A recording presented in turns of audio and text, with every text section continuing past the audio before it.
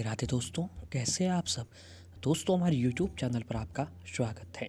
हमारे इस चैनल को सब्सक्राइब कीजिएगा और हमारे वीडियो को लाइक, शेयर और कमेंट ज़रूर कीजिएगा।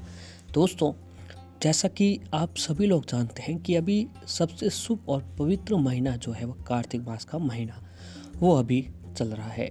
जी हाँ दोस्तों, कार्तिक मास का जो महीना है धर्म, कर्म, उपाय, यातना और साधना के लिए सबसे शुभ और उत्तम महीना माना गया है।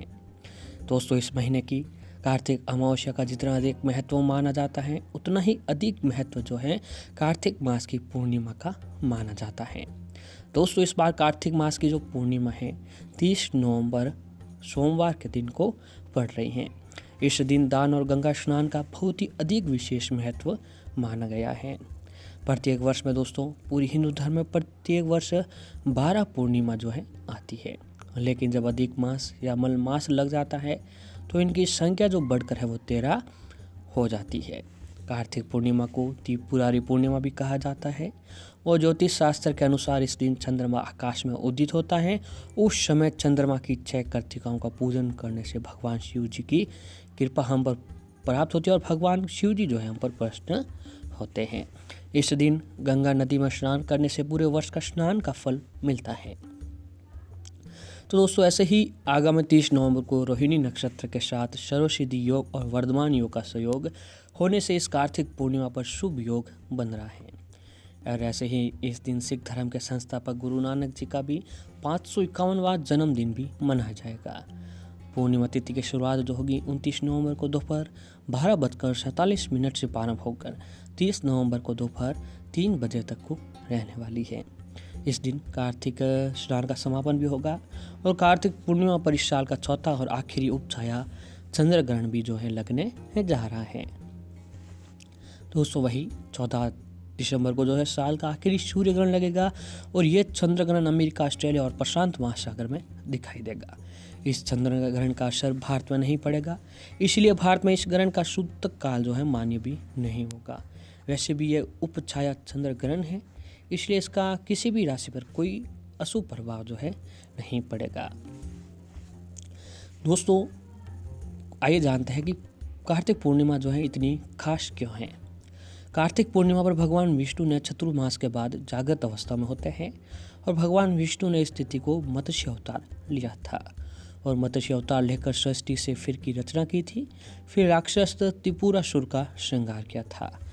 त्रिपुरासुर का वध करने को लेकर देवताओं ने इस दिन देव दीपावली मनाई थी और सिख धर्म के संस्थापक गुरु नानक जी के जन्मदिन के साथ ही तुलसी का अवतरण भी कार्तिक पूर्णिमा को हुआ था।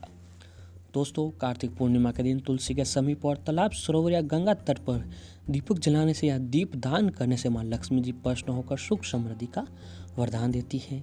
वहीं विष्णु जी को तुलसी पत्र की माला और गुलाब का फूल चढ़ाने से व्यक्ति की हर मनोकामना, इच्छा पूरी होती है। और दोस्तों, जो कोई भी व्यक्ति है अगर उन्हें शनि दोषों से, शनि की कुदृष्टि से परेशान चल रहा है तो उन्हें दोस्तों कार्तिक पूर्णिमा पर नहाने के जल में थोड़ा सा तिल डालकर नहाने से, स्नान करने से शनि दोष समाप्त होंगे। खासकर शनि की 7.5 वही कुंडली में पितृदोष, छंडाल दोष, नदी दोष की स्थिति जिस जातक को भी होती है तो उन जातकों को कार्तिक पूर्णिमा पर नहाने के जल में तिल डालकर स्नान करने से उसे बहुत ही शीघ्र लाभ जो है प्राप्त होता है। और इस दिन दान का भी बहुत ही अधिक महत्व बताया गया है।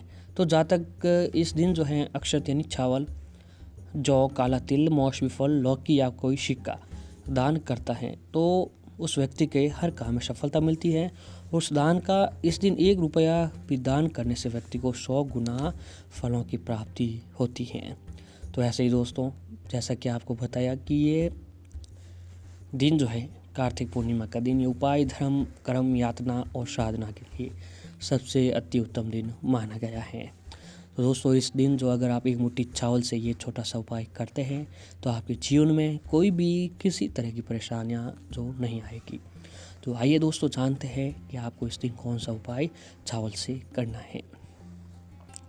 दोस्तों, कभी कोई गरीब नहीं पड़ना चाहेगा, यहाँ तक कि जो अमीर हैं वो हमेशा और अधिक से अधिक पैसा कमाने की सोचते हैं।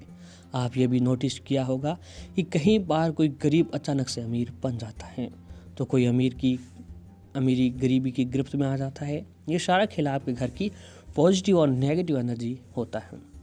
जिस घर में अधिक से अधिक नेगेटिव होती है वह पैसा कभी भी ज़्यादा दिनों तक नहीं टिकता है।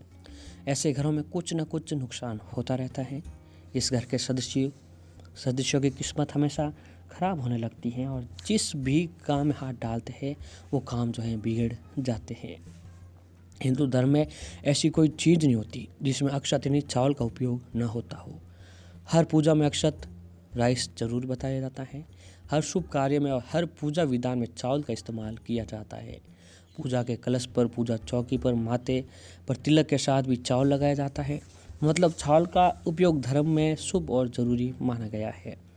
इसके साथ ही इसका संबंध ज्योतिष से भी है। प्रश्न होते हैं देवी देवता भी। तो दोस्तों, चावल को अक्षत भी कहा जाता है। अक्षत का मतलब है अखंडित, मतलब जो कहीं से टूटा हुआ न हो, खंडित न हो। शास्त्रों में बताया गया है कि शुभ कार्य में किसी भी खंडित वस्तुओं का उपयोग नहीं किया जाता है, जबकि भगवान को अक्षत समर्पित करके ही समर्पित किया जाता है। शास्त्रों में बताया गया है कि अक्षत के मात्र 4 दाने चढ़ाने से भगवान प्रसन्न होते हैं। चावल चढ़ाने वाले भक्त पर देवी देवताओं की कृपा शीघ्र ही मिलती है। तो दोस्तों, शिवलिंग पर जरूर चढ़ाएं अक्षत। दोस्तों, कार्तिक पूर्णिमा का दिन है, सोमवार का दिन है। तो कार्तिक पूर्णिमा भगवान शिव को भी प्रसन्न करने का दिन माना जाता है।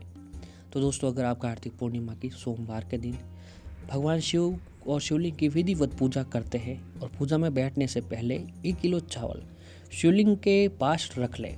जब पूजा संपन्न हो जाए तब 1 मुट्ठी चावल लेकर दोनों हाथ में शिवलिंग पर चढ़ा दें।